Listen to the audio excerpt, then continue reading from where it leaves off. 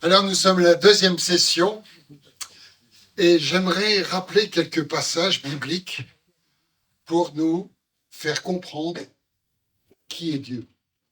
Parce que si on ne connaît pas Dieu, on aura un problème dans le service.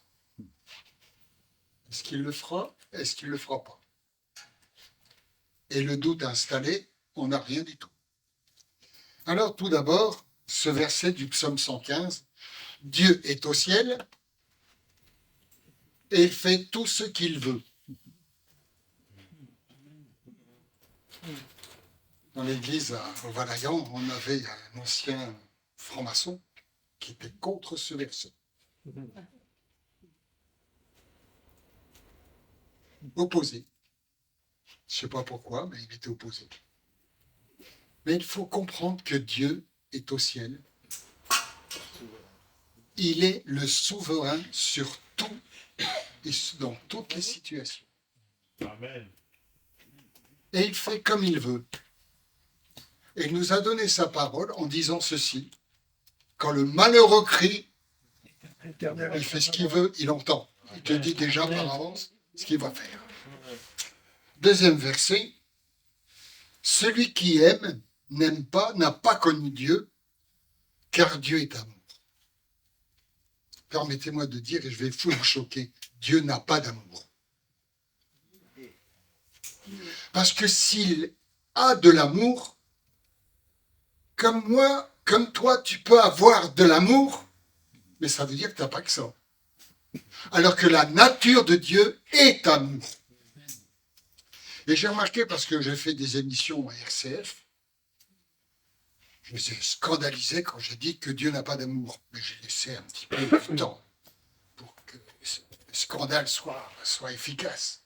Puis après, j'aurais dit, mais que Dieu est amour. Et maintenant, ils le reprennent dans leurs émissions. En effet, Dieu, sa nature, est amour. Et je vais vous donner un exemple frappant, parce qu'il ne fait pas nuit, mais il fait noir. Vous pouvez crier, vous pouvez faire tout ce que vous voulez, ça ne change rien. Qu'est-ce qu'il faut mettre? La lumière. Et ça change tout. Eh bien, là où il y a de la haine, là où il n'y a rien ne va plus, faites appel à Dieu qui vienne. Et il va changer toute chose. Il est le Tout-Puissant. Deuxième verset. Il n'était pas la lumière, en parlant de Jean-Baptiste, mais il est paru pour rendre témoignage à la lumière. Et cette lumière est la véritable lumière qui, en venant de le monde, éclaire tout homme. Cette lumière va éclairer tout homme, mais aussi toute situation. On l'a entendu tout à l'heure. Il nous faut toujours faire appel à ce Dieu qui est lumière. Dites-moi, quelle est la puissance contre la lumière? C'est l'absence de lumière. Mais il n'y a pas de puissance contre la lumière. Quelles que soient les ténèbres, vous mettez la lumière, les ténèbres sont dissipées. Est-ce que nous comprenons que Dieu est lumière, que Jésus est lumière, et que dans notre vie, eh bien, c'est la lumière que nous devons apporter en toutes circonstances. Alors, écoutez ce que Paul va dire aux Corinthiens. Nous ne nous prêchons pas nous-mêmes, c'est-à-dire aussi des méthodes. On a entendu des outils. Je suis entièrement d'accord, un outil. C'est pas l'outil qui fait tout. C'est celui qui manipule l'outil. Et chacun de nous, nous sommes un outil. C'est pas, et permettez-moi de dire, parce qu'on entend de plus en plus, il y a des grands hommes de Dieu. Mais non, les hommes ne sont que des humains et des humus. De l'humus, du sol. Ils ne sont rien du tout. Si tu laisses Dieu à sa place, si tu laisses Jésus à sa place, de régner d'être la lumière, les ténèbres sont chassées. S'il est le roi, il a l'autorité sur tout. Par contre, si tu ne laisses pas la place, ou un petit peu, tu n'auras qu'un petit peu. Et je suis là simplement pour dire notre foi doit être une foi inébranlable en celui qui est le créateur de toutes choses. Moi, ce qui me réjouit toujours, c'est un jour tout genou fléchira. toute langue confessera qu'il est Seigneur. Je n'ai pas attendu le dernier jour pour le vivre aujourd'hui. Alors il va dire, nous ne nous prêchons pas nous-mêmes, car Dieu qui a dit la lumière brillera au sein des ténèbres a fait briller la lumière dans nos cœurs pour faire resplendir la connaissance de la gloire de Dieu sur la face de Christ. Chacun de nous, ici, et même ceux qui ne sont pas là, mais si, qui croient dans le Seigneur, il est la lumière. Et il veut faire resplendir cette lumière à nous, au travers de nous tous. Alors, le conflit que nous avons, vous savez, c'est lequel? Est-ce que je suis à la hauteur? Mais ce n'est pas toi qui dois être à la hauteur. Vous savez, j'ai le frère, la belle-sœur de Jean-Bernard, parce que son frère était ancien dans l'église à Roubaix, chez nous. Puis on avait un conseil d'anciens, et puis il me téléphone, il me dit je ne viendrai pas. Je dis pourquoi tu ne viens pas? Et puis il me dit mon épouse est en animation. J'ai en animation, elle anime probablement un séminaire ou je ne sais pas trop quoi. Et puis je l'entends pleurer. Je dis attends, j'ai du mal à comprendre. Elle est en réanimation. Ah, mais qu'est-ce qu'elle a? Ben, je ne sais pas. Comment? On a arrêté le conseil. Je n'avais pas de voiture, je demande à mon père sa voiture. On part à Nancy, ensemble. Et là, on ne peut pas la voir parce qu'elle est saute derrière, à l'extérieur, au travers d'un carreau, c'est tout. Puis après, on va à Noroît, puis on fait des réunions de prière. Puis d'un coup, je vois un homme, grand, noir. Il s'appelle Monsieur Mort. Il vient devant moi. Impressionnant, hein. Monsieur Mort, impressionnant. Et j'ai dit, Jésus, tu es le ressuscité, tu l'as vaincu. Et j'ai dit, au nom de Jésus, tu pars. Paf, plus rien. On tourne à l'hôpital. Bon, avec Jacques, on a pu aller voir son épouse. Puis je prie. Puis je vois son épouse bouger. Je l'ai guérie. Elle est dans le coma toujours. Puis toute la famille vient autour, en disant, mais qu'est-ce que tu penses? Qu'est-ce que tu penses? Et moi je dis, ben, elle va s'en sortir, elle est guérie.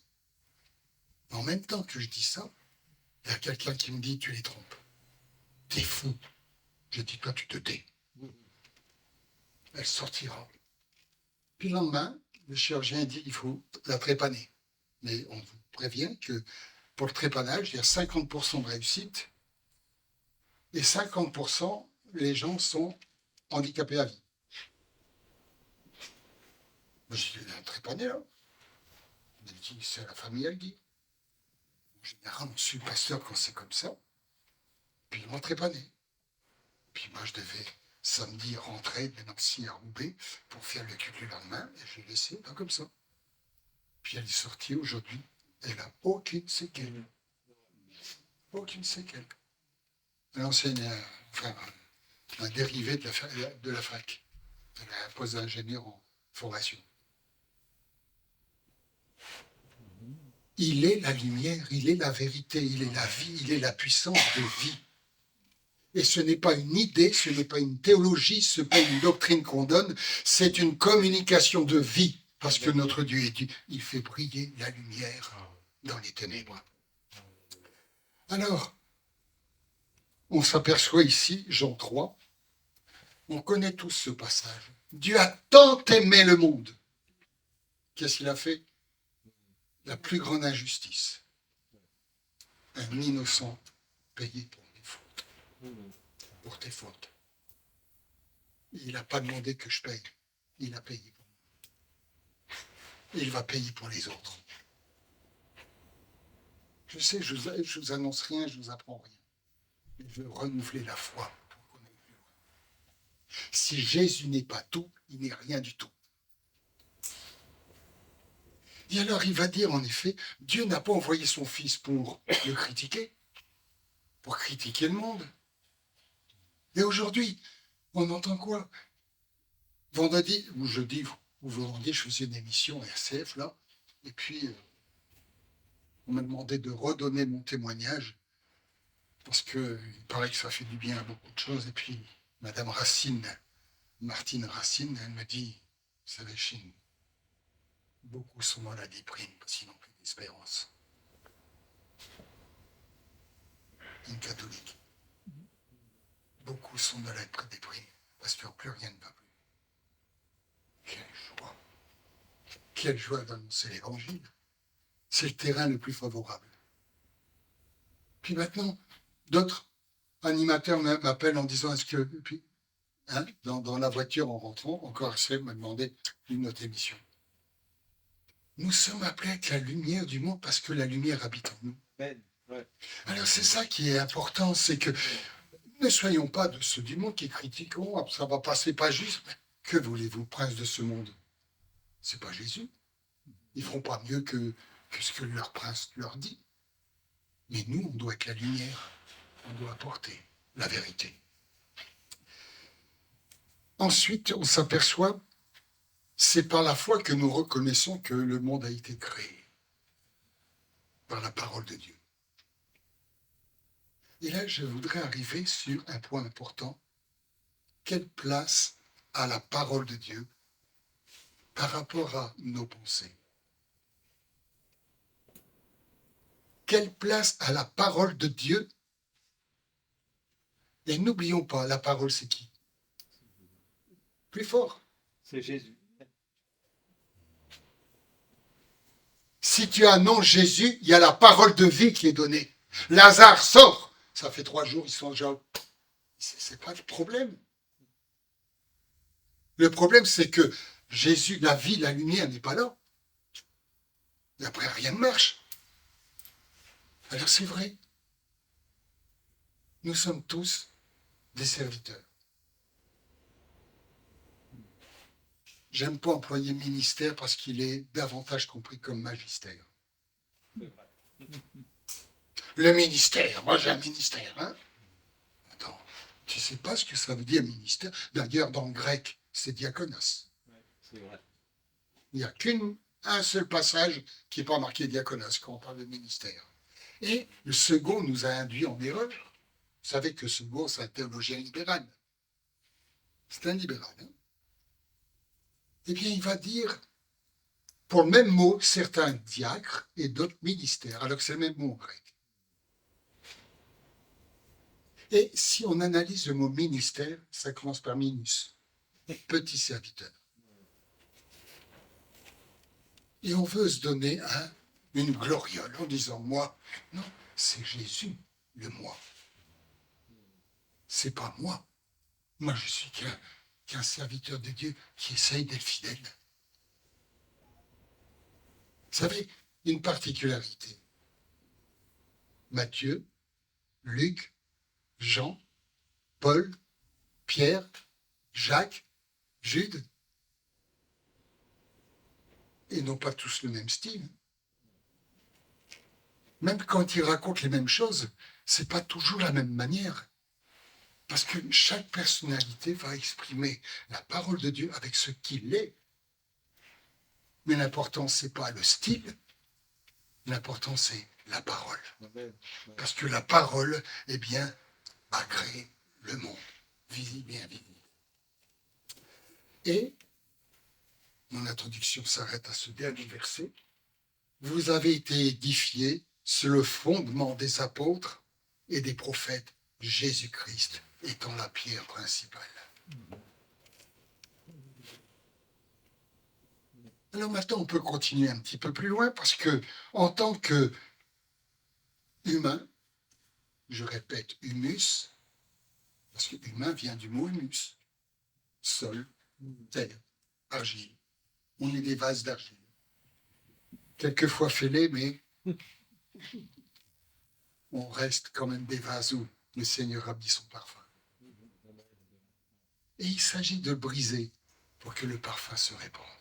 Si tu restes et tu te conditionnes toi-même, moi, j'ai un magistère, un vase est fermé et tu réponds, ne répondis de rien du tout. Alors on s'aperçoit que nous sommes tous sous influence. On est tous influencés. Parce qu'on a notre intuition. Eh oui. Vous savez qu'est-ce que c'est l'intuition? C'est une connaissance directe sans raisonnement. Sans raisonnement. Oh non. Ouais, mais attends. Non. Et toi, tu prends ça pour la vérité. Et le pire, c'est que quelquefois, on appelle ça l'inspiration. Eh oui. Non. Vous savez, Paul va dire ceci, plus loin. Il voulait, parce qu'il était serviteur, puis il a fait des projets d'aller, eh bien, après la Phrygie, la Galatie, il voulait entrer en Bithynie, mais l'Esprit de Jésus ne le permit pas. Bon, ça c'est déjà un contretemps. Et puis il veut aller ensuite, eh bien, aller, après le Bithynie, déjà arrive à la Mysie, en Bithynie, mais l'Esprit ne le permit pas. Il franchira la Mysie, il descendira à Troas. Pendant la nuit, Paul eut une vision à Macédonien, et il passe en Macédoine. Il ne faut pas oublier que c'est le Seigneur qui a toute la maîtrise des choses. On peut faire des projets. Et je crois qu'il faut en faire. Ça nous a donné aussi une sagesse. Mais, Seigneur, toi, tu es souverain. Est-ce que c'est ta volonté? Ensuite, on a nos sentiments. Alors là, l'exemple parfait, c'est Pierre. Parce que Pierre aimait Jésus. On ne peut pas le contredire. Il aimait Jésus. Il est un exemple parfait, hein, parce que de l'humain. Jésus va dire Pierre, non seulement Pierre, aux autres envoyés apôtres, va dire je vais être persécuté, je vais mourir. Oh, non, non, non. Ça ne t'arrivera pas, ça. Et qu'est-ce que Jésus va dire? Si quelqu'un te disait arrière de moi Satan, comment tu prendrais? Quelquefois, nos pensées d'homme sont des pensées inspirées par le diable, et nos sentiments, le diable les utilise aussi. Le diable les utilise aussi. Et ça, c'est un problème. Mais on pourrait prendre aussi, je suis prêt à aller à la mort, en prison, mourir pour toi, tout ce que tu veux, Jésus. Oh, attends, arrête. Arrête ton cirque. Ça, c'est l'humus qui parle, mais la vérité, elle est ailleurs. Tu vas mourir. Alors que le coq chante. Vous voyez, s'appuyer sur soi, ça mène à rien. Sur ses sentiments, mais il y a aussi nos émotions.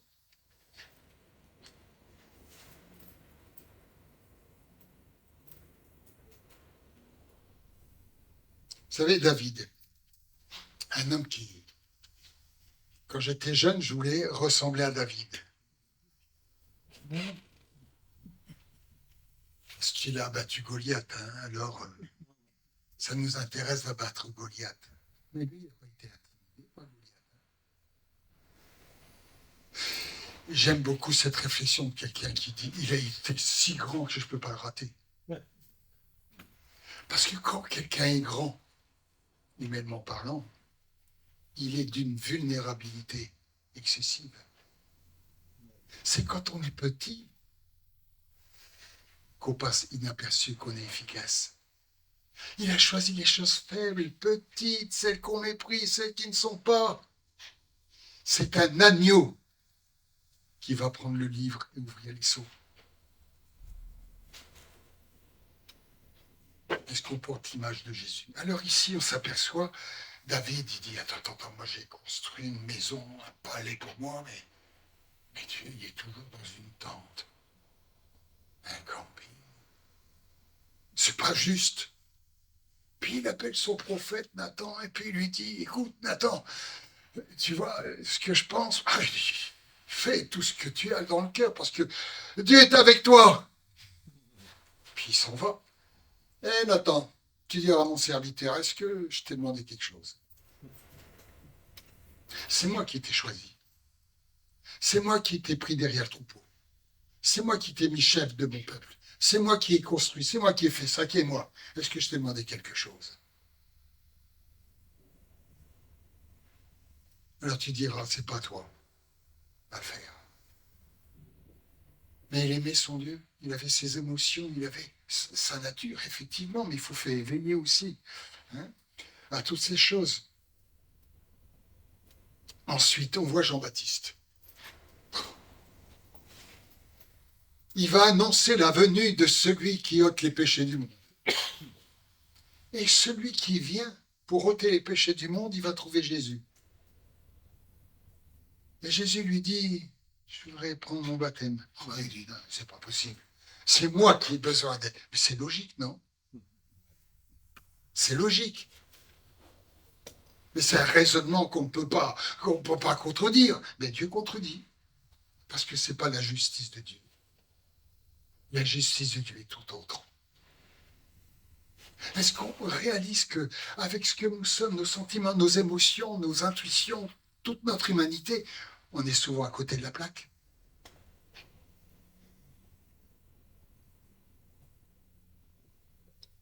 Alors, j'arrive à un point important. Pierre. Pierre qui est un bon juif. Il n'a jamais mangé d'animal impur, il n'a jamais été chez un incirconcis, il n'a jamais fait ces choses. Et puis il y a une vision, une nappe qui descend avec des serpents, avec des animaux impurs. Oh, bah, abject, abject. Oh là là là là, on ne peut même pas regarder ça sans être souillé. Et puis il entend, Pierre, lève-toi, tu y manges. Puis une deuxième fois, une troisième fois. Et oui. Et pourtant, tout dans l'Ancien Testament te dit de ne pas en manger. C'est écrit, hein? C'est écrit. Mais oui. Alors il se dit, attends, qu'est-ce qui m'arrive? Je dois être malade. Il y a quelque chose qui ne va pas dans ma tête, ça ne tourne pas. Et puis probablement, j'invente, hein? Ça me dit, pardon, parce que moi je déraille. J'ai tellement faim que ça me monte à la tête. L'esprit dit, il y a quelqu'un qui t'appelle, là, puis lève-toi et va avec eux. Puis c'est pas rien. Il y va. Attends, ça ne s'arrête pas là l'histoire. Il rentre à Jérusalem. Oh, oh, toi, viens ici. Toi, le juif, t'es allé là-bas, chez les païens, t'as même dormi là-bas, t'as même mangé avec eux. Mais ça se fait pas. Mais le conseil était contre lui. Parce que le conseil était aussi animé de leur passé, de leur culture, de leur religion. Parce qu'ils ont oublié que Dieu est au ciel, il fait tout ce qu'il veut. Ils pensaient que Dieu a donné des lois pour les hommes, mais cette loi s'applique à Dieu. Dieu n'est sous aucune loi. Et nous, trop souvent, on refuse d'écouter Dieu parce que Dieu n'est pas sous la loi qu'il a donnée. Il est hors la loi. Comme je disais tout à l'heure, ou hier soir à Jean-Claude, un miracle, qu'est-ce que c'est? Si ce n'est pas une négation de la loi sur terre. Un fer de hache qui nage, qui surnage. Il y a quelque chose qui ne va pas. Tu as donné une loi, mais tu ne la respectes pas. Mais Dieu n'est pas obligé, il fait ce qu'il veut. Il est au ciel. Et nous, on limite trop souvent Dieu dans notre compréhension. Alors, il va s'expliquer, Pierre. Il dit, voilà, j'étais dans la ville de Jopé, puis je leur ai annoncé Jésus. Puis d'un coup, tu ne sais pas ce qui s'est passé. Saint-Esprit est tombé sur nous comme le jour de la Pentecôte. Qu'est-ce que je pouvais faire? Qu'est-ce que je pouvais faire? Si Dieu fait ça, je ne peux rien faire d'autre que m'y soumettre. Puis alors, ils se sont calmés, ils ont glorifié Dieu. Mais ça nous parle aussi d'une chose, c'est qu'on ne travaille jamais seul, on travaille en collégialité. Parce que seul, on peut toujours se tromper. Alors, cette réaction du conseil, on s'aperçoit que Jésus va déjà, avant qu'il y ait ces événements, dire si quelqu'un veut me suivre, si quelqu'un désire me plaire, il faut qu'il renonce à lui-même. Ma Pierre, avec cette nappe et ses animaux impurs, il a dû renoncer à tout ce qu'il était depuis sa jeunesse. Vous vous rendez compte? Sinon, la porte pour les païens n'était pas ouverte pour salut. C'est Dieu qui a choisi Pierre pour qu'il ouvre la porte. Vous vous rendez compte? Si Ananias n'avait pas prié pour Paul, mais t'entends, le Seigneur, il te rend compte, il a mis à mort, il va me mettre à mort, qu'est-ce qui va se passer? Mais c'est un instrument que j'ai choisi. On peut avoir des peurs, on peut avoir des émotions, on peut avoir notre raisonnement. Dieu est au ciel, il fait tout comme il veut. Alors, qu'il renonce à lui-même et qu'il se charge de sa croix. Parce que pour Pierre, imaginez-vous, depuis sa jeunesse, on considère les païens comme des cochons, des impurs, surtout pas les toucher, pas aller chez eux, pas manger ce qu'ils mangent, pas du tout. Lisez dans l'Ancien Testament, vous allez voir que c'est dans les Bibles.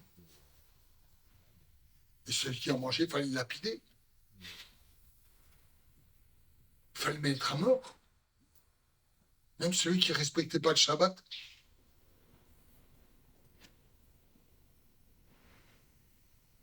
Et on s'aperçoit qu'il doit prendre sa croix, c'est-à-dire ses pensées, les crucifier. Pour faire comme Paul va dire, ce n'est plus moi qui vis, c'est Christ en moi. Il fait comme il veut. On s'aperçoit qu'il faut être guidé par le Saint-Esprit. C'est lui qui nous conduit dans toute la vérité. Vous savez, j'ai un père qui était étudiant de la Bible. Mais pour que vous compreniez d'où il vient, au départ, les russellistes étaient étudiants de la Bible. Et quand Russell est décédé, eh bien, il y a eu le juge Rutherford qui a pris plus d'importance et qui a donné les témoins de Jéhovah. Et aujourd'hui, même si le troisième, on n'entend plus tellement parler, il y a les témoins de Jéhovah, il y a les étudiants de la Bible et il y a ils sont très altruistes, les amis de l'homme. Ils proviennent tous de Russell. Et Russell dit, vous ne pouvez pas comprendre la Bible si vous ne lisez pas mes écrits. Puis une fois, je partais à Strasbourg pour un déplacement professionnel. Et mon père, il dit, tu peux me prendre, je m'arrêterai à Metz chez ton frère, parce qu'il habitait Metz en ce temps-là. Je dis, d'accord. Puis mon père, il parle. Je lui posais une question, puis au bout de 2 heures, il n'y avait plus de voix, puis il continue à parler. Parce que j'ai posé la question, papa, qu'est-ce qu'il faut faire pour être sauvé? Il m'a parlé d'Adam, il m'a parlé d'Abraham, il m'a parlé de tout ça. Une histoire que je connaissais bien. Il dit, t'as fini? Il dit, non, mais je suis fatigué. Et puis il me dit, et toi, qu'est-ce que tu penses? Ce que je pense, ça n'a aucune importance. Aucune importance. Par contre, ce que la Bible dit, elle est claire. Crois au Seigneur Jésus, tu seras sauvé. Ah bah, tout le monde serait sauvé. Je dis, commençons pas pour toi. Tu ne m'as pas parlé une seule fois de Jésus. Notre compréhension des choses, notre approche. Vous savez, Élisabeth va aussi en Afrique. Puis en Afrique, eh ben, ils n'ont pas le même déroulement de culte que nous.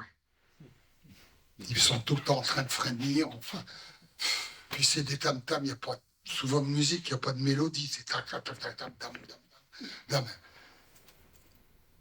Il faut s'y habituer. Hein. Nous, on aime, on les aime. Mais ils le font avec leur cœur. Ils aiment le Seigneur. Ils ne le font pas à la française. Pourquoi? Parce qu'ils ne sont pas français. Bah oui. Ils le font à l'africaine. Mais Dieu regarde au cœur. Parce que souvent,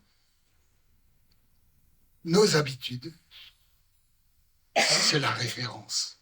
Tu fais pas comme moi, ça marche pas. Hein? Là tu es à côté de la plaque. Hein? Non. Dieu regarde au cœur. Rappelez-vous ce que je vous ai dit hier. Une montre en plastique et puis deux petites paires de chaussettes de bébé. Comme offrande. Je ne dis pas ce que j'ai fait après. J'ai donné au pasteur, parce que je n'ai pas d'enfant qui est en bas âge. Je les aurais pris.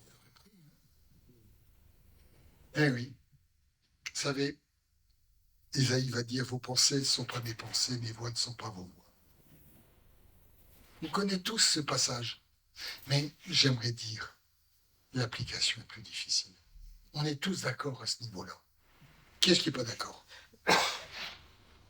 Mais quand quelqu'un a un avis différent, est-ce qu'on met ces paroles aussi avant une application? On dit non, moi je ne suis pas d'accord. Et ça c'est pour Pierre, c'est pas pour les autres. On a tous notre interprétation. Est-ce qu'on laisse la liberté?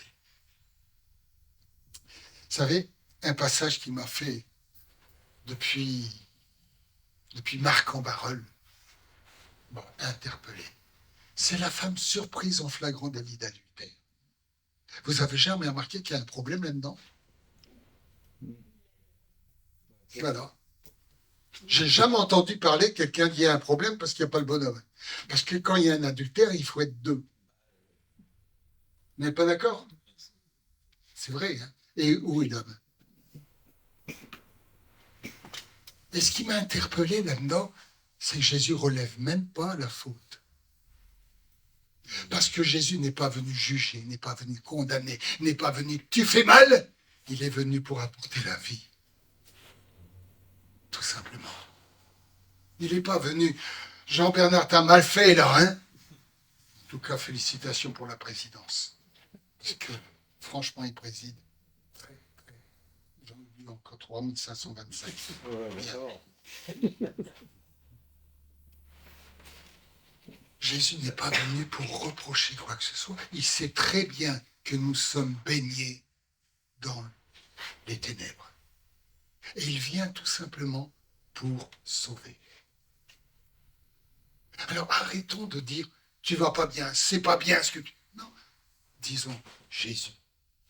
Jésus vient. Viens. Vous savez, on a une sœur qui était à la CPM. Je ne sais pas si vous connaissiez la CPM, Church Pentecôte Mission. Et c'est l'année. Qui était à Ouascal pendant un moment. Puis, à Croix, là où nous habitions, l'église était juste à côté. Il n'y avait qu'un mur qui nous séparait. Et puis, les personnes ne travaillaient pas. On vivait par la foi. On ne mangeait pas tous les jours, mais on vivait par la foi. Et puis, cette sœur, parce que l'église a fermé, etc., elle est venue chez nous. Puis je devais lui dire un jour, écoute, si tu mets encore dehors les nouveaux, c'est toi qui je te mets dehors. Parce que la nouvelle personne qui venait, elle était en habit court, une femme très courte, et des manches comme ça, etc. Puis elle dit, mais c'est pas bien, etc. Venez plus, les gens. Elle avait fini. Ça fait jamais plaisir à quelqu'un. Tu vas quelque part, et puis tu te fais taper dessus. Par contre, on a reçu des personnes, on n'a rien dit du tout. On les a bénis. Et un petit peu à la fois, ça a changé. Ça se transforme. Tiens, je voudrais me marier. Pourquoi tu veux te marier? Parce que je sens que je ne suis pas en règle avec Dieu. Parce que tu peux dire, il faut te marier. Ils vont régulariser une situation administrative, mais pas spirituelle. Tu peux travailler en réglant des situations matérielles sans régler les problèmes spirituels. Laisse le Saint-Esprit faire son œuvre. Laisse le temps à Dieu de faire ce qu'il faut faire, parce qu'il va à la cadence de ceux qui marchent tout doucement. Toi, tu veux tout de suite. La restauration rapide, je vous assure, c'est pas bon. C'est pas bon. Il faut un plat bien mijoté. Je ne suis pas cuisinier, c'est mon épouse qui cuisine excellemment bien. Mais un plat mijoté, c'est délicieux. Mais on n'en fait plus maintenant. Et les chrétiens n'en font plus maintenant. C'est tout de suite. C'est la comptabilité. T'as combien de membres dans ton église? 5324. Oh là là. Beaucoup d'appelés, peu d'élus. Vous avez déjà lu ça, quelque part? Une fois, j'étais en prière, je lis la Bible, et puis je passe par ce passage. D'un coup, ces lettres, elles deviennent des lettres de feu. Des lettres de feu qui brûlent comme ça. Il y a une voix qui me dit, Michel, c'est vrai. Nous ne sommes pas des religieux. Je ne suis pas un religieux. Je ne suis pas des ordonnances. J'écoute Dieu et je lis la parole tous les jours. Comme vous. On prend du temps avec Dieu. Parce que c'est lui qui doit m'instruire. C'est lui qui doit me guider. Je n'ai pas demandé à aller à la RCF1. Pourtant, de plus en plus, il faut y aller. Ne tapez pas Léonovitch Michel. Vous allez voir, je suis membre du diocèse d'Avignon. Oui. Je ne suis pas membre du diocèse d'Avignon. Mais Lombie. Je suis pour rien. Et pourtant, l'ancien évêque, il était anti-évangélique. Dans le nouveau jour. Alléluia. En tout cas, je reviens à cette femme surprise en flagrant délit d'adultère. Qu'est-ce que Jésus va faire? Il va s'accroupir, puis il va écrire. Le grec dit, il va faire des traits sur le sol. Puis après, on lit pas, il se relève. Que celui qui est sans péché jette la première pierre contre elle. Puis il se met encore en bas et il fait des traits au sol. Et après, il n'y a personne. Ben attends, où sont ceux qui t'ont condamné? Personne. Ben moi non plus, je ne te condamne pas. Va, ne pêche plus. Il n'est pas venu pour juger. Il n'est pas venu pour dire ça va pas. Ça va pas mal, pas la tête. Non, non. Parce qu'il est amour. Il n'a pas d'amour. Il est amour. Et quand il s'approche avec l'amour. Et simplement, son amour fait reculer les accusateurs. La lumière éclaire. On veut lapider. Et puis il s'appuie sur quoi? Il s'appuie sur Lévitique 20:10. Il faut lapider les délits. Mais je répète, ce que m'a interpellé, c'est qu'il ne soulève même pas. Et l'homme où est-il? Il ne soulève pas, parce qu'il ne soulève pas le péché des autres. Il ne soulève pas le péché des autres. Il va simplement dire, allez, on ne recommence plus, on va ne pêche plus. C'est ce qu'on nous voit ici dans Jean 3, 16, 17. Mais vous savez, pour cela, il y a un combat rude. Parce que ce combat fait appel à un renoncement à soi. Et quelquefois, le renoncement, honnêtement, ça coûte cher. J'aime ce verset de Paul. Il vous a été fait la grâce non seulement de croire en lui. Vous savez la suite? Mais de souffrir pour lui.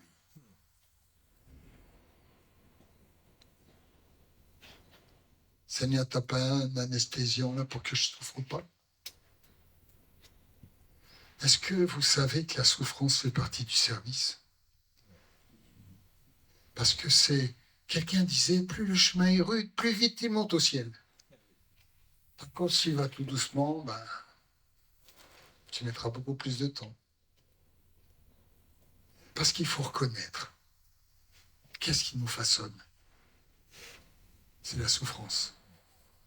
Qu'est-ce qui change le caractère? C'est la souffrance. Qu'est-ce qui change la personnalité? C'est la confrontation où toi tu te blesses. Et puis en même temps, le caillou qui a des... il est poli, il devient galé. Et ensuite, le serviteur de Dieu qui s'appelle David va chercher dans le taureau ces cailloux. Goliath, il a reçu non pas un caillou avec des pics, mais un galet bien rond qui vient transpercer son front. Il va s'incliner devant. N'oublions pas, la souffrance fait partie, puis Jésus, on voit ici dans ce passage, eh bien, mon âme est triste jusqu'à la mort. Mais pourquoi? Et même Jésus va dire plus loin, il va dire, mais t'as pas une autre solution, t'as pas un autre moyen? Est-ce qu'on ne s'est jamais posé la question, Seigneur, pourquoi? Il n'y a pas ou alors, Satan va s'introduire. Tu sais, c'est parce que tu as mal fait. Parce qu'il est partout aussi pour nous tromper. Puis on s'accuse. Vous savez, pour ceux qui m'ont connu, hein, Jean-Claude, j'ai pas un caractère facile, c'est vrai. Non, tu ne prononces pas, mais je peux vous le dire. Vous savez, j'étais un ancien chef de bande, alors le caractère, il devait être adéquat. J'ai un père russe, vous comprenez. Et je sais comment le Seigneur m'a appelé. Il m'a appelé avec Jérémie, chapitre 1er. Je rendrai ton front dur, etc. Puis j'en avais marre de m'opposer à quelqu'un. Marre. Puis je vais dans mon bureau, je pleure devant Dieu en disant, Seigneur, change mon caractère. Pendant 3 jours, je braillais comme ça en disant, Seigneur, je ne peux pas continuer, je suis un mauvais serviteur, etc. Je m'accusais. Puis au bout de 3 jours, c'est à dire, arrête de brailler. Arrête de brailler. Si je t'ai farçonné comme ça, c'est parce que je veux que tu fasses ce que tu fais en ce moment. Eh oui. Eh oui. Je dirais les oppositions auxquelles j'ai dû faire face, à l'homosexualité, par exemple.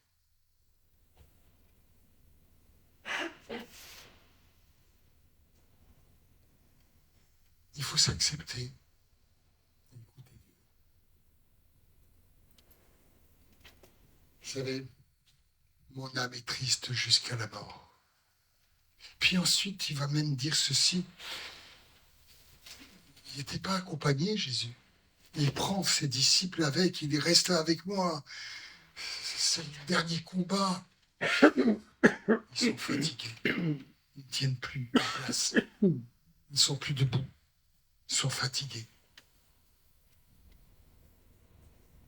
Puis il va les trouver 3 fois endormis.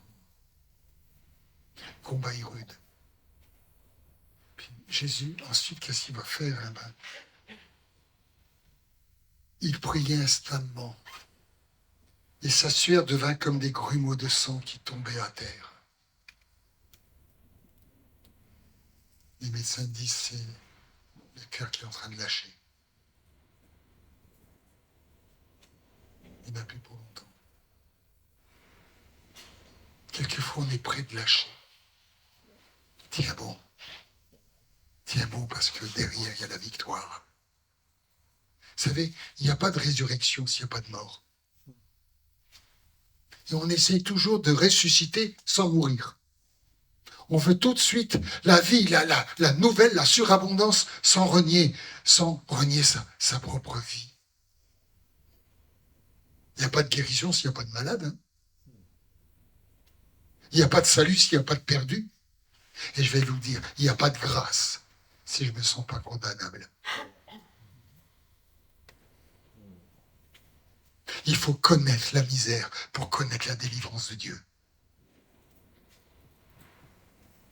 Si tu n'as jamais connu la fin, tu pourras tout le temps dire Dieu pourvoit à tout. Dieu pourvoit à tout. C'est la belle théorie. Mais n'oublions pas, les épreuves, ça s'appelle l'épreuve de la foi. Et avec ça, Dieu nous forme. Par contre, il faut renoncer à ses propres idées, à ses propres pensées. Alors, j'arrive maintenant à un point qui m'a fait sourire. Vous lisez ça dans Matthieu chapitre 5.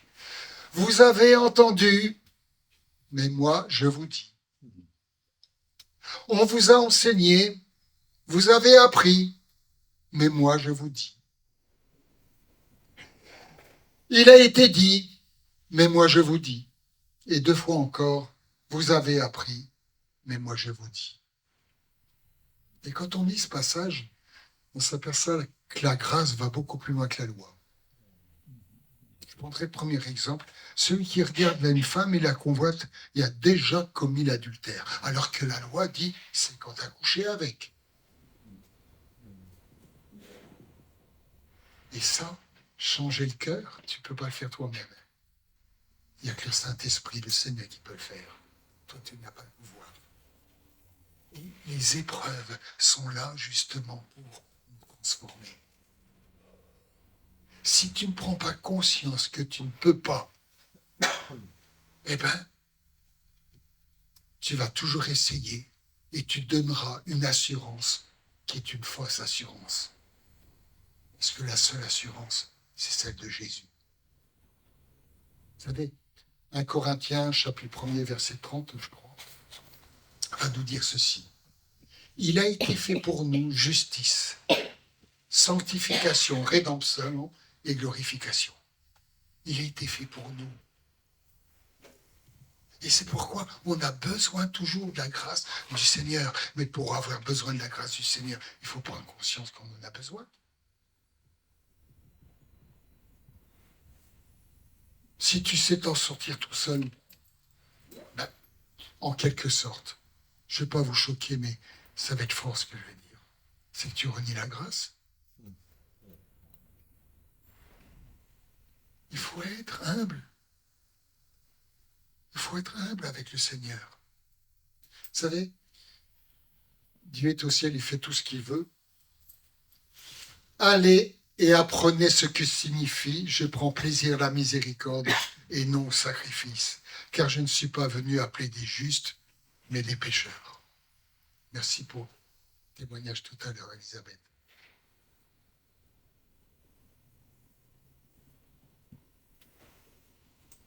Jésus est venu. Il se réjouit quand il y a un pécheur qui se tourne vers lui.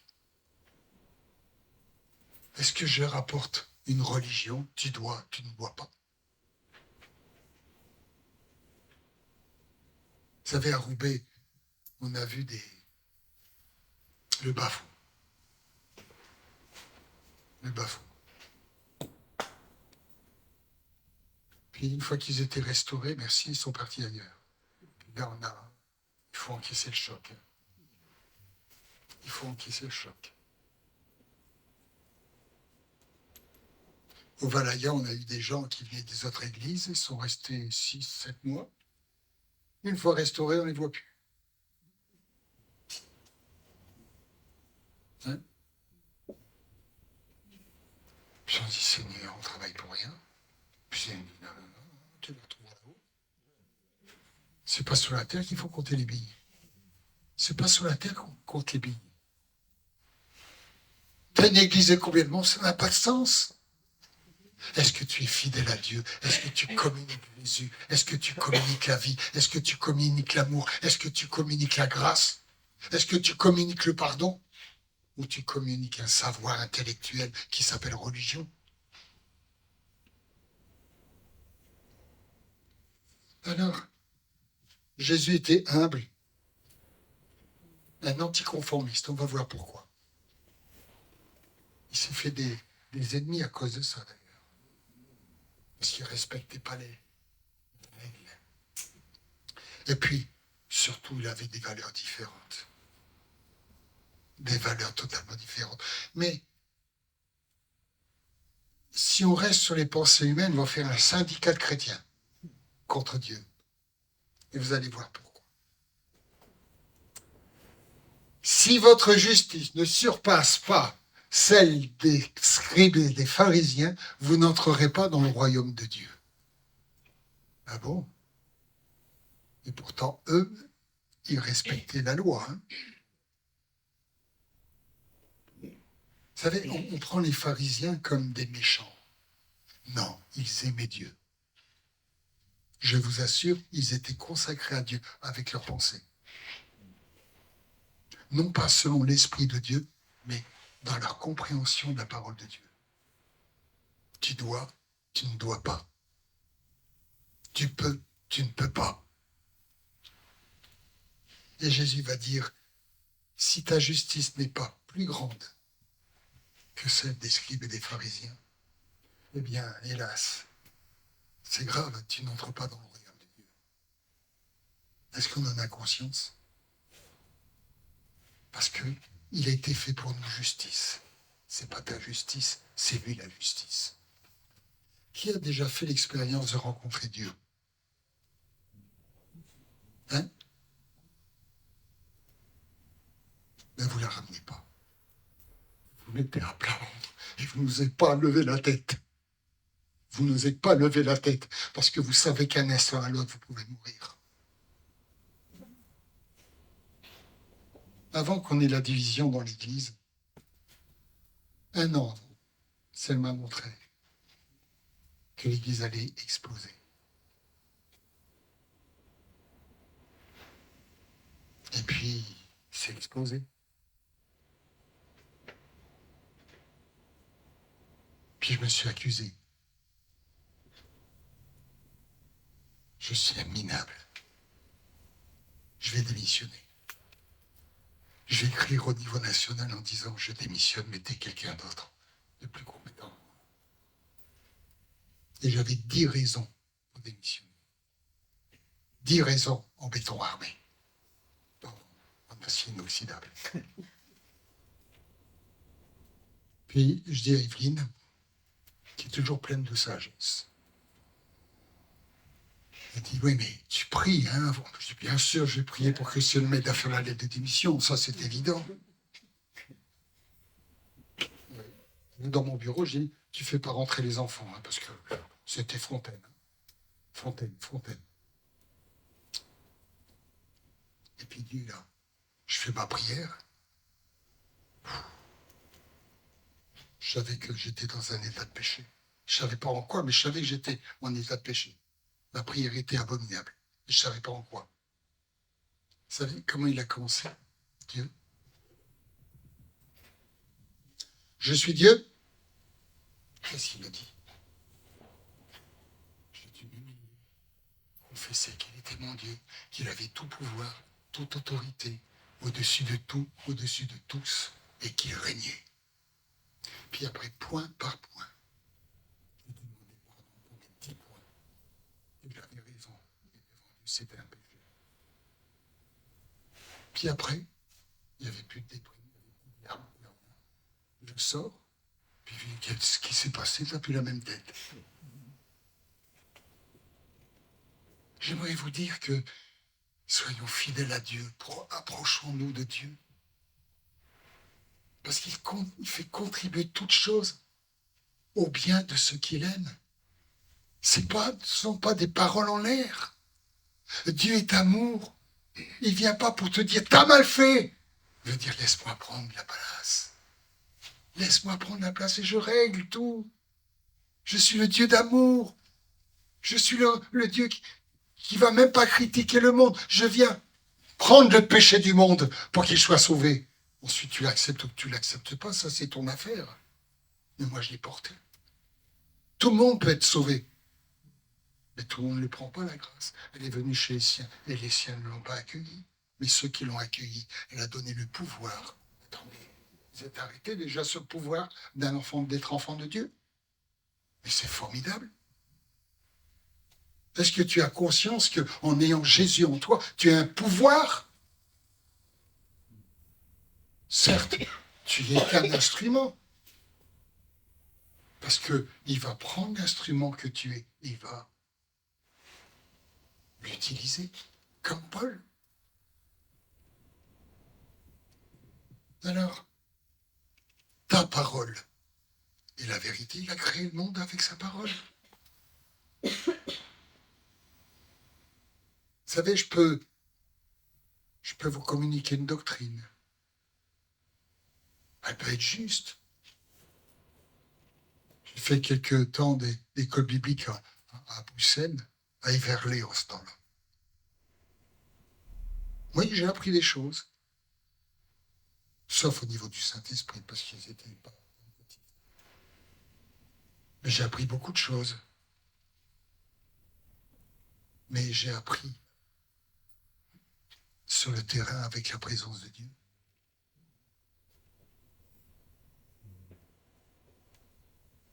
Oh, j'ai raconté encore un témoignage. m'a demandé d'aller à Bruxelles à une convention. Puis j'étais fatigué.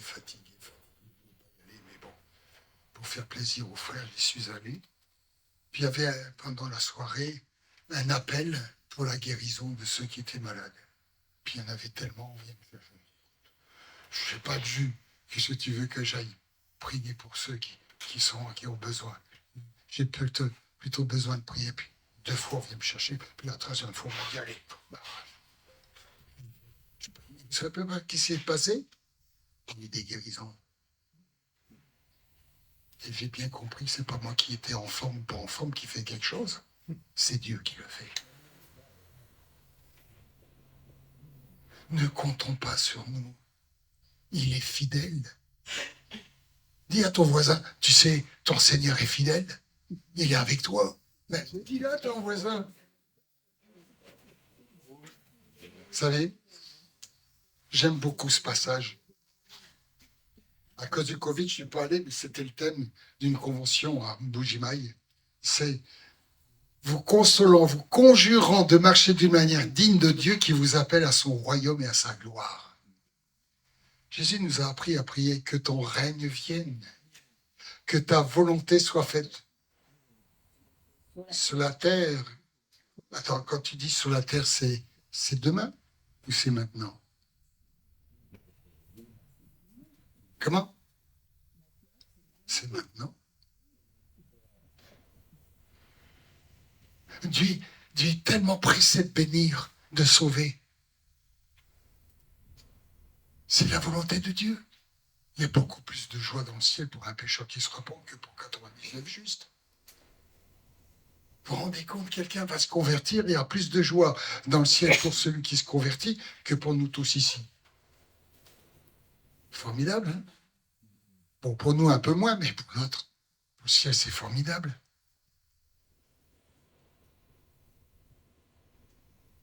Vous savez, on a tous un défaut, la langue. On parle de nous-mêmes, on parle par nous-mêmes, on parle de... Alors il est écrit ici, Jacques va dire, que tout homme soit prompt à causer. Non. À écouter. Tu devrais faire un stage de l'écoute, parce que, vous savez, écouter, c'est toute une gymnastique. C'est pas vrai? Et ça s'apprend. On va demander après la séance au président si on ne peut pas faire quelque chose pour nous, un stage sur l'écoute. Parce que écouter, vous savez, on ne sait pas écouter. On entend mais on n'écoute pas. On entend des bruits, puis on ajoute quelque chose de nos pensées. On n'écoute pas. Vous savez, qu'est-ce que Dieu a dit à Israël? Deutéronome. Shama Israël. Écoute Israël. Ça commence par écouter. Tu ne peux pas faire la volonté de Dieu si tu n'écoutes pas. Tu ne peux pas faire la volonté de Dieu si tu n'as pas écouté l'Esprit qui te dit quelque chose. Rappelons-nous David. Moi, j'habite dans un palais. Et Dieu, il est dans une tente, lui. Non, je t'ai rien demandé. Je t'ai rien demandé. C'est pas à toi de le faire parce que tu es un homme de sang. Tu as fait trop de guerre. Vous savez, quand je suis allé en Israël, j'ai discuté avec des rabbins. Mais la particularité, j'étais accompagné d'une sœur, puis elle pose des questions, le rabbin était là. Puis elle pose une deuxième fois la question, il est sourd comme un pot.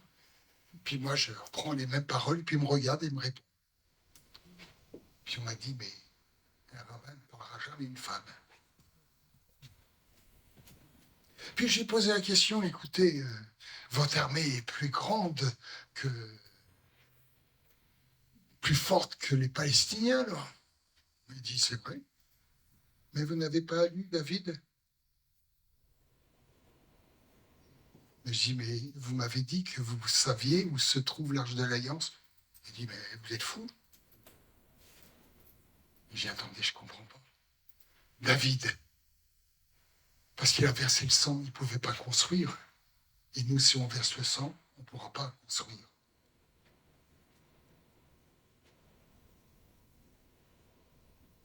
Et puis, vous pensez qu'on est saint?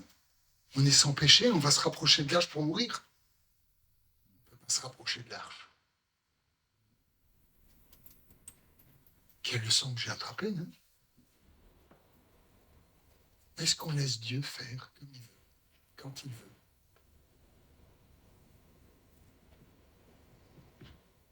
Vous savez, un point important ici. Dieu m'a appris.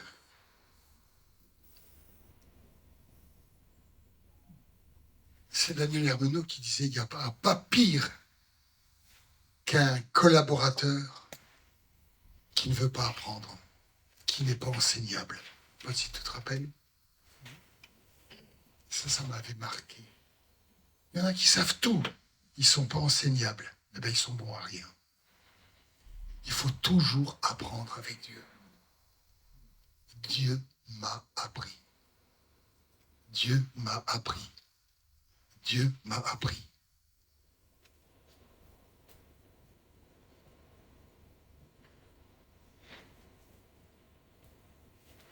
Là, j'aime beaucoup ce passage. On travaille avec Dieu ou tout seul.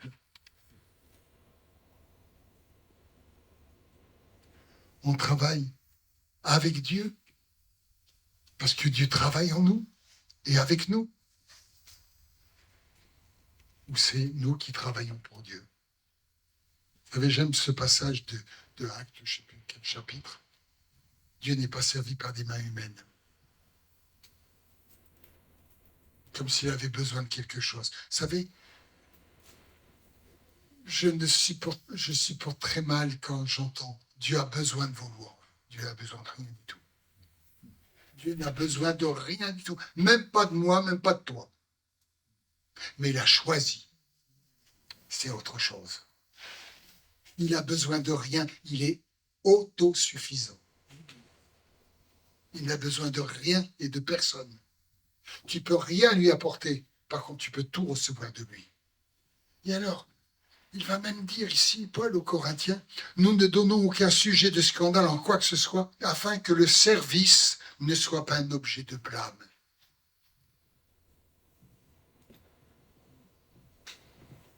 On ne peut pas être d'accord avec vous.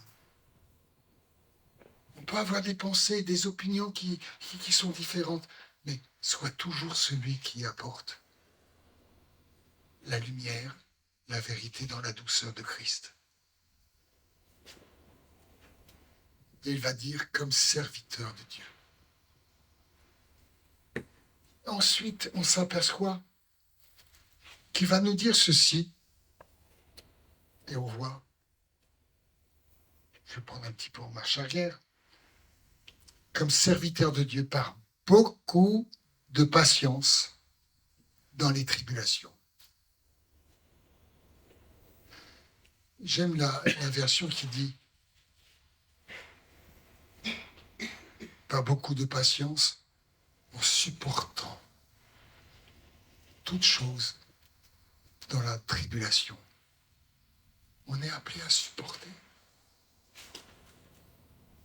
Ensuite, il va dire, dans les calamités, dans les détresses, sous les coups, dans les prisons, dans les troubles, dans les travaux, dans les veilles, dans les jeûnes, par la pureté, par la connaissance, par la patience, par la bonté, par un esprit saint et par l'amour sans feinte, par la parole de vérité, par la parole de puissance, par les armes de la justice, offensives et défensives, au milieu de la gloire et de l'ignominie, au milieu de la mauvaise et de la bonne réputation, étant regardé comme imposteur, quoique véridique, comme inconnu, quoi. Mais il va dire plus loin. Notre bouche s'est ouverte pour vous, Corinthiens. Notre cœur s'est élargi. Vous n'êtes pas à l'étroit au-dedans de nous. Mais vos entrailles se sont rétrécies. Quel est notre regard envers l'Église, nos frères, nos sœurs? Est-ce qu'il y a l'amour qui se dégage? Est-ce qu'il y a la compassion? Est-ce qu'ils prennent de la place dans nos cœurs? On l'a entendu, est-ce qu'on souffre avec ceux qui souffrent? Est-ce qu'on pleure avec ceux qui pleurent? Est-ce qu'on va payer à leur place quelquefois? Ça vous est déjà arrivé de visiter quelqu'un parce que la personne, on ne la voit plus à l'église?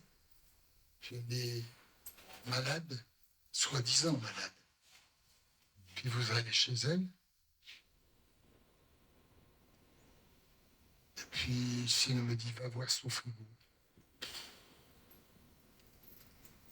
Aller dans le frigo de chez quelqu'un. Puis ça se fait une instance du Saint-Esprit. Va voir dans le frigo. Parce que chez elle, tout allait bien. Tout allait bien. Puis je vais sur le frigo. Rien dans le frigo. Qu'est-ce que tu manges? Il était un peu gêné parce que tout allait bien. Elle dit, ben, j'ai des pommes de terre dans le cellier. J'ouvre le cellier, des rats qui sortent, des pommes de terre bouffées. J'ai dit, allez, tu t'habilles, on va en voiture, on va au supermarché et tu achètes tout. Est-ce qu'on est au service des autres? Est-ce qu'on est au service des autres? On n'est pas des dominateurs. On doit apporter l'amour de Dieu. On doit communiquer la vie. On doit communiquer la grâce. Tu peux pas, mais je fais pour toi comme Christ a fait pour nous. Je ne pouvais pas pardonner mes péchés. Je ne pouvais pas payer pour mes péchés. Il a payé. Et nous sommes appelés pour être recommandables, porter l'image de Christ, apporter aux autres la grâce. Apporter aux autres l'amour de Dieu. Après, toutes ces personnes à Roubaix, elles étaient jeunes. Qu'est-ce que tu veux faire que... Il y a le pasteur, le pasteur, le pasteur. Il y a tous être pasteur, oui. Il n'y en a qu'un seul qui est devenu pasteur après. Vous savez, notre cœur doit être ouvert pour nos prochains. Ils sont peut-être dans la faiblesse, ils sont peut-être dans la misère, ils sont peut-être dans le mal. Jésus n'a pas dit aux pharisiens et aux scribes qui ont amené la femme, où est l'homme? Non, non, il n'a pas relevé. Et comme on insistait pour qu'il l'accuse, parce que l'Écriture dit de lapider. Mais il ne va pas critiquer. Alors, je veux bien, mais que celui qui est sans péché le fasse. Lui, il pouvait le faire. Mais lui, il va dire autre chose. va et ne pêche plus. Et ça, c'est communiquer la grâce, l'amour de Dieu. Parce que nos conflits, quelquefois, c'est un manque d'amour de Dieu, un manque de grâce de Dieu. Parce que je veux avoir raison plus que l'autre. Moi, je pense mieux que toi.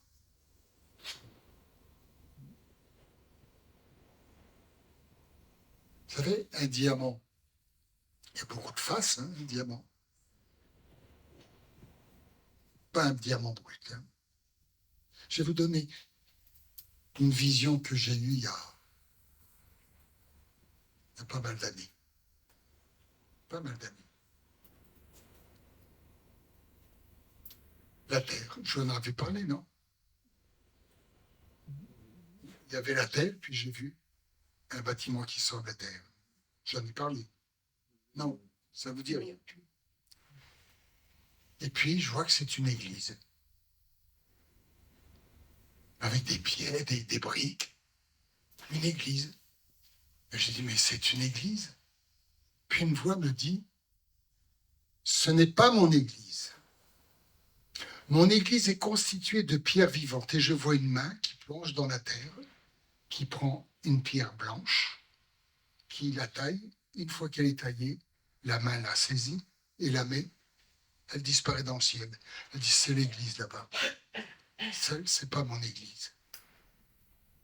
Mon église est constituée de pierres vivantes. Mon église est constituée de pierres vivantes. Est-ce qu'on se laisse tailler par le Seigneur?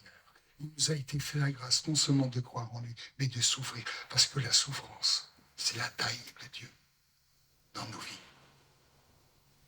Et j'aimerais vous dire tout simplement, Dieu nous aime. Il va nous préparer une place dans le ciel, une place de choix.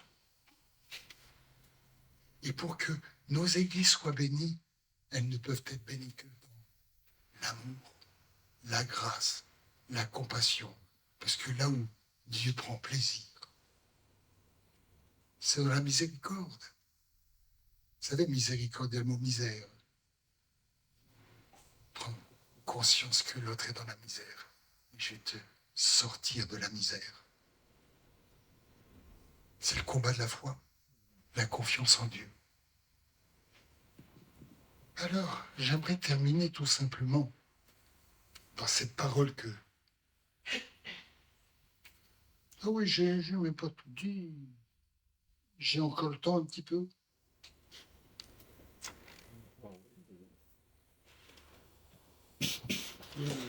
Vous savez, Jésus, l'exemple de Jésus, il n'est pas venu sur un cheval, comme pour les Romains.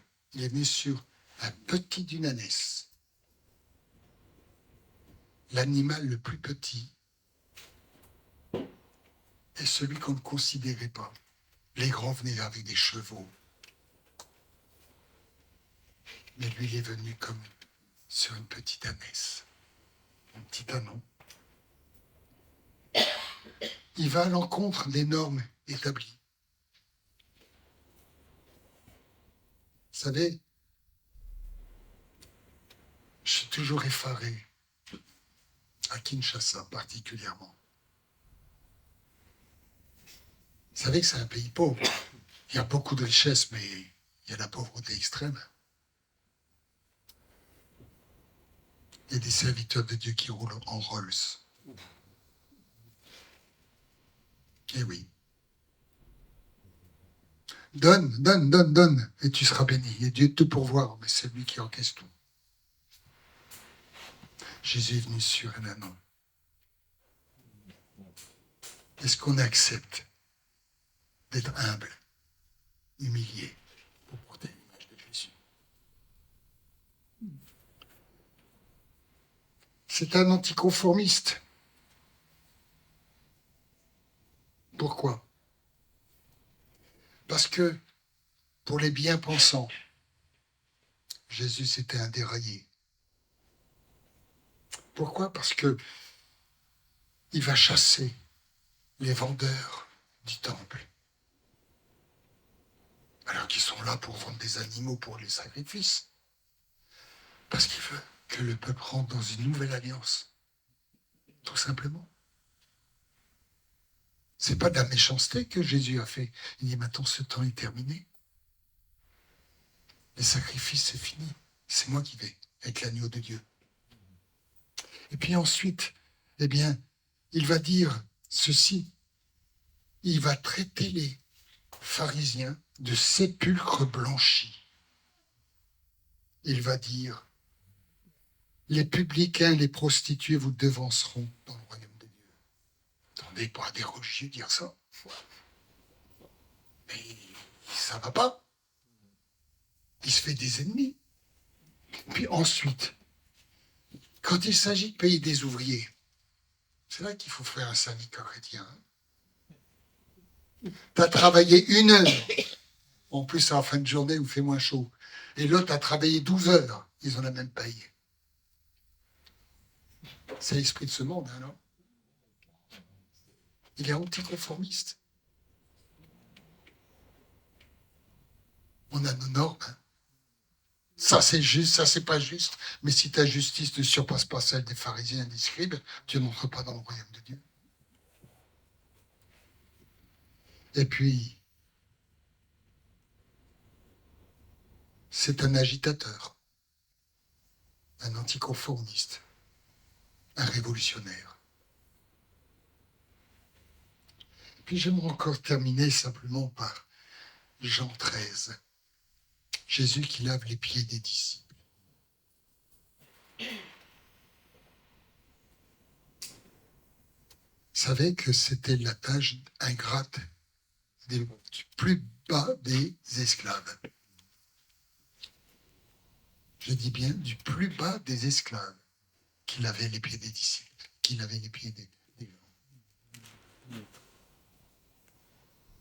Là, pas d'accord, mais on le connaît bien. Si je ne te lave pas, tu n'auras pas part. Mais moi, ce qui m'interpelle, c'est ce que Jésus va dire après. Je vous les ai laissés un exemple. Vous êtes heureux si vous savez, mais si vous pratiquez. Faut-il laver les pieds des disciples, se laver les pieds les uns les autres? Oh, si vous voulez, on peut le faire. Hein. Mais l'enseignement va beaucoup, beaucoup plus loin que ça. Est-ce que tu sais être serviteur de l'autre? T'abaisser devant l'autre pour l'élever.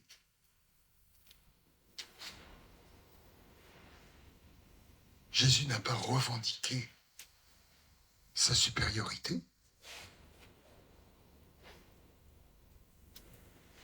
C'est pas le lion de Juda qui est venu contre les Romains. C'est un agneau qui a donné sa vie. Est-ce qu'on veut suivre l'exemple de Jésus? Être des petits Christ. Parce que chrétien, c'est ça, hein, c'est petit Christ. Porter l'image de Jésus. Lui ressembler. J'aime beaucoup ce petit cœur. Te ressembler, Jésus, c'est mon espoir suprême. Penser, agir, aimer, toujours plus comme toi. Te ressembler, Jésus, c'est mon espoir suprême. Par ton esprit en moi, semblable à toi, encore une fois, te ressembler, Jésus. C'est mon espoir suprême. Penser, agir, aimer, toujours plus comme toi. Te ressembler, Jésus. C'est mon espoir suprême. Par ton esprit semblable à toi.